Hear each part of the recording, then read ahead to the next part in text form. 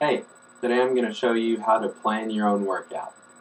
And as the famed bodybuilder Chris Gethin says, if you fail to plan, then plan to fail. So I'm going to help you to avoid that. Because there are songs these days that boast about, girl, look at that body, I work out. So I want to help you to achieve a goal of getting there as well. And here's how you do that. First, I'm going to give you an overview of the science of the muscle. And I'm going to show you today how to work the chest in particular. Your chest is comprised of two major muscles called the pectoralis major and the pectoralis minor.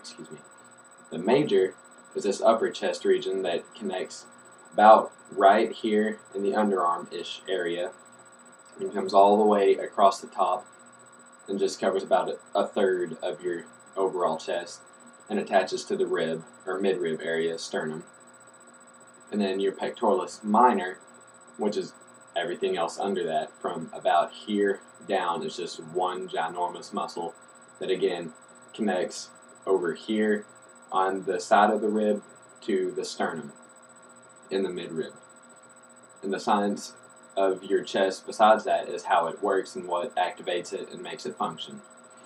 And this would be pressing movements, like pushing away from you, and along with other muscles, it helps you to pull and squeeze things and gather things towards you. And the way that you're going to work this muscle is by doing those movements so many times in such certain ways.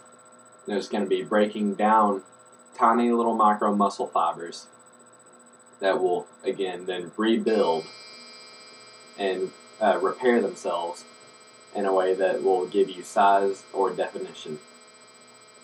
And there are certain lifts that incorporate these movements, such as the flat bench press, the incline bench press, and the dumbbell flies, or close grip bench press as well.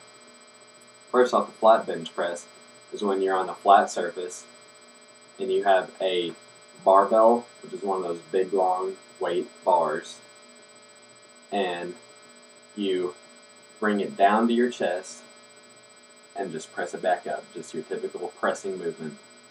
It is typically referred to as the king of all chest exercises, and it is used for bulk. All it does is incorporate the pressing movement and covers the entire chest. The incline bench press is when that bench that you're laying on is elevated to about 30 to 45 degree angle. This will allow for oscillation of your upper chest area, your pectoralis major. And all that's really used for is allowing for extra help along the way of pressing things away, and it helps to balance you out as far as looks go, so you're not flat and then bulk, which is understandable. While we're staying on close grip, while we're staying on bench, we can focus on the close grip, which is self-explanatory. Your grip, instead of being about medium grip with the other two, is now brought inside, but you do the same lift. You're on a flat bench, and you bring it down and back up, and this really hits the triceps as well as your chest, and it will help you develop a ridge along the sternum area and define each individual pectoral muscle individually, and just give you extra definition. That's all it's really for. It's not much of a bulking exercise, as for defining. The fly movement is when you can be on a decline, flat, or incline bench. Decline meaning that it's lowered, decline. And you have dumbbells in each hand, or some people can do these with cables, but we won't go there. And you bring them out wide until you feel a great pull right in your chest. And you bring it back using that squeezing movement and get it to where you can't squeeze anymore on your chest, where it's just maxed out. And this is a great move for also defining your chest. Then there's another lift that isn't typically referred to as a chest workout, but it's called the pullover. And it's not a typical chest workout because it also involves muscles such as your back and your shoulders and triceps, as well as your chest. And your chest is more minimally used. But it's great for your upper chest. It's when you lay on a flat bench your head is at the end, and you're holding a cable behind your head about right here. And then you pull it and bring it up from about here to where it is in front of you, and you'll feel a great pull in your chest as well as in your back, shoulders, and arms. It's a different movement, but it works great. While you're creating your workout, you're going to need to know your sets, which is how many times you're going to be returning to the lift. It's a general term. And your reps or repetitions, how many times you're going to be repeating the action of the lift. Such as, let's say you're going to do 4 sets of 8. You will do 8 repetitions, and then you'll pause, then go back to it, and you'll do that 4 times. 4 sets of 8. Easy enough to understand. Your rep range, though, is very important. You can do 5 to 8 reps for bulk, but for this I would recommend doing heavy weight.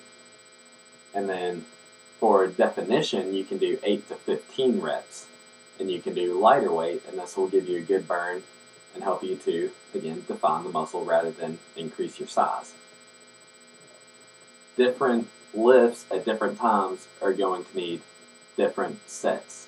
You're going to want to start with your core movements, such as flat bench and incline bench, and do higher sets and potentially lower to medium reps rather than the other way around, and have your more auxiliary lifts, so to speak, such as flies and pullover and even close grip bench, and have those later on with less sets just to finish off the muscle, so to speak. You're just enhancing the overall outcome. And I just so happen to have a pre-made workout right here with your chest drawn up here. Very difficult to see, I apologize. But you have your flat bench. You can do 4 sets of 5 to 8 for bulk. And you have your incline bench of 4 sets to 8, again, for bulk and just working the chest in a great lift. Close grip bench, 3 sets of 10. Notice how I lowered the sets, but upped the reps for definition because that's the purpose of the lift. And then you can superset or combine this with flies, which means that you're going to go from close grip bench to chest flies with no rest in between. You're going to do a set of each and then take a break. Then once you're done with this, you can move to pullovers. That will really help you top off your muscle and get the best results possible. I hope I helped you. That is all for right now, and that is my advice on how you should create your own chest or any other muscle workout. Thank you.